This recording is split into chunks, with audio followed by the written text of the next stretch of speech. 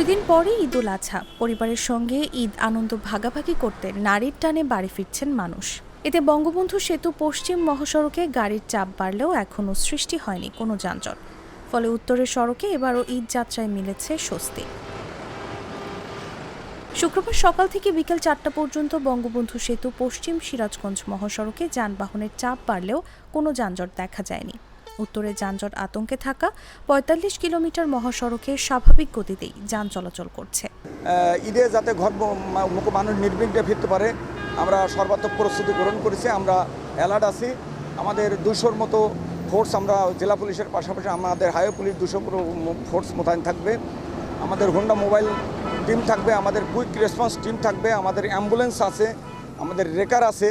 আমরা ড্রোনের মাধ্যমে পর্যবেক্ষণ করে যদি কোথাও কোনো যানজটের সৃষ্টির লক্ষণ দেখা যায় তাৎক্ষণিকভাবে আমরা সেই ব্যবস্থা নিব। এদিকে যানজট এড়াতে বঙ্গবন্ধু সেতু অতিক্রম করলেই গাড়িগুলোকে দ্রুত পার করে দিচ্ছেন জেলা পুলিশ ও ট্রাফিক বিভাগ। পাশাপাশি একই কাজ করা হচ্ছে হাটিকুমরুল গোলচত্বর এলাকাতেও। যানবাহনকে এলোমেলোভাবে ঢুকতে বা দাঁড়াতে দিচ্ছে না হাইওয়ে পুলিশ।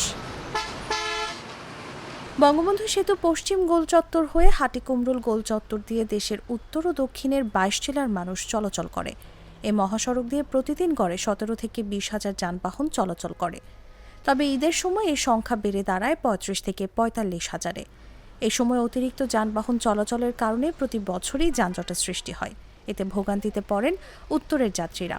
তবে গত কয়েক বছরের ঈদে তেমন কোনো যানজট সৃষ্টি হয়নি এই মহাসড়কে।